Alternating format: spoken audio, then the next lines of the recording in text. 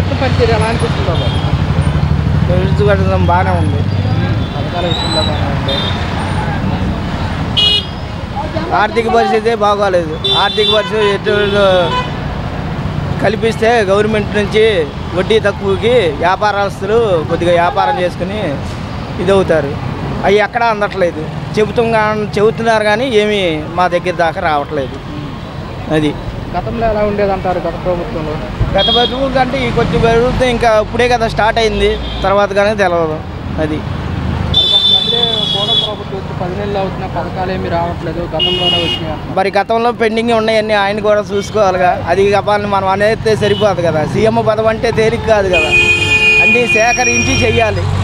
గపాలని మనం అనుకుంటాం wrong route వెళ్తుంటే గపాలు రాసేసాడు కేసు అనుకుంటాం. చేసే తప్పు మందు కూడా ఉంటుంది కాబట్టి గత ప్రభుత్వం ఏం చేశారు, ఈ ప్రభుత్వం ఏం చేశారు వేసి ఉంటే తెలుసుద్ది ఏదైనా సరే. చంద్రబాబు నాయుడు గారు పథకాలు ఇంప్లిమెంట్ చేయడానికి టైం పడుతుంది, రాష్ట్రంలో అప్పులు చేసుకోవాలి. అవును, అదేనండి నేను అనేది కూడా. గత ప్రభుత్వం చేసిన పథకాలు కంటే చంద్రబాబు నాయుడు చేసేవి కూడా మరి రావాలంటే అమల్లో రావాలి కదా. ప్రభుత్వం చర్య తీసుకోవాలని నేను అంటున్నాను. మరి జగన్మోహన్ రెడ్డి ఈసారి 2.0 చూపిస్తాను, ఈసారి మేమే అధికారంలోకి వస్తామంటున్నాడు. ఏ ప్రభుత్వం అయినా జనాలకు మంచి చేసే వాళ్ళని కోరుకుంటామండి. జగన్ అనేది లేదు, చంద్రబాబు నాయుడు అనేది కాదు. రాష్ట్రం బాగుండాలనే కోరుకోవాలి కానీ ఏ ప్రభుత్వం అయితే చేసేది అప్పులు చేసి జనాలు పాలవుతామే కానీ ఏదీ లేదండి.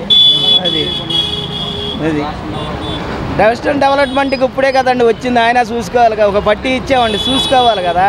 ఆయన చూసుకుంది, ఆయన మీద ఎలా అంటాం, తప్పు పట్టకూడదు కదా. ఇప్పుడు నీకు అవకాశం ఇచ్చి చూడాలి. 2 రోజుల్లో రూట్ అంతా ఒకే రోజులు తిరగలేవు ఇది కూడా మొత్తం. అది నేను అనేది అదే నాకు తెలిసిన కోరుకుంది. ప్రభుత్వం పనితీరు ఎలా అనిపిస్తుంది? 10 నెలలు అవుతుంది కూటమి ప్రభుత్వం, ఎలా అనిపిస్తుంది? ఇప్పుడు దాని మీద ఇది ఒక రకంగా పర్లేదు. అయితే ఏంటంటే ఆయన వచ్చిన డబ్బులన్నీ కూడా ప్రజలకు పంచి డెవలప్ లేకుండా చేశాడు. అది ముందు చేసిన తప్పు అది కొంత. ఇది కొంచెం స్టార్టింగ్లో ఉండటం వల్ల ఈయన తీసుకున్న వాగ్దానాలు కొన్ని అమర్చలేకపోతున్నాడు. నిదానంగా చేస్తానంటున్నాడు. అయితే ఏంటంటే బాగా ఉన్న వాళ్ళకి బాగా లేని వాళ్ళకి ఉపయోగపడుతుంది కానీ మధ్యస్థం వాళ్ళకి ఉపయోగపడట్లా. ఇప్పుడు వాళ్ళు లేని వాళ్ళుగానే ఉంటున్నారు, వాళ్ళు పట్టించుకోవట్లా. ఇప్పుడు ఓసీల్లో 3 మంది ఉన్నారు లేనోళ్ళు, ఉన్నవాళ్ళు ఉన్నారు. లేని వాళ్ళకి అది అది వర్తించట్లా. ఇప్పుడు బ్రాహ్మిన్స్ కానీ, వైశ్యాస్ కానీ, చౌదర్స్ కానీ, రెడ్లు కానీ, నాయులు కానీ వీళ్ళందరూ కూడా ఉన్నారు. వాళ్ళలో లేని వాళ్ళు ఉన్నారు, ఉన్న వాళ్ళు ఉన్నారు. కరెక్టే కాదంట్లా. మరి వీళ్ళు రిజర్వేషన్ ఇస్తే ఏది స్టేజ్ ఎక్కినా కూడా ఎస్సీ ఎస్టీ బీసీ తప్పితే ఓసీ అని స్టేజ్ మీద మాట్లాడరు. మరి వీళ్ళని ఎందుకు పట్టించుకోరు? వాళ్ళే వేస్తే గెలిచారా, వీళ్ళు వేస్తే గెలవలేదా? వీళ్ళు వేయలేదు అసలు ఓట్లు. మరి ఎట్లా స్టేజ్ ఎక్కిన దగ్గర నుంచి వాళ్ళ పేర్లు తప్పితే వీళ్ళ పేర్లు అసలు రావు. వీళ్ళు పట్టించుకునే వాళ్ళు లేరు. మరి ఎట్లా? మరి వీళ్ళు అప్పు తీసుకుంటారు, బ్యాంకు వాళ్ళు చక్కగా కట్టించుకుంటున్నారు. మరి ఇస్తే పెద్దవాళ్ళకి సబ్సిడీ ఇస్తారు, లేదా లేని వాళ్ళు రద్దు చేస్తారు. మీడియంగా ఉన్న వాళ్ళ పరిస్థితి ఏంటి? మరి వాళ్ళని పట్టించుకోవాలిగా. మరి పవన్ కళ్యాణ్ గారు అన్నాడు ఓసీలకు కూడా చూపిస్తానని. మరి ఇంతవరకు ఏది ఓసీలకి ఒకటి ఇచ్చాము, ఒకటి ఏమైనా ఉందా? లేదు. ఓసీలు పట్టించుకోవాలిగా. మరి ఎట్లా వాళ్ళ పరిస్థితులు ఏంటి?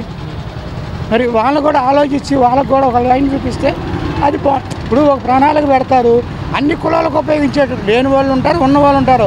అది అందరికి ఉపయోగించేటట్టు పెట్టండి చాలు. అది అందరికి ఉపయోగిస్తుంది. అట్లాకుండా ఈ కులం ఆ కులం అని కులాలు ఎత్తి పెడితే ఈ జనంలో దాన్ని బట్టి ఇంకా ఎక్కువైపోతున్నాయి.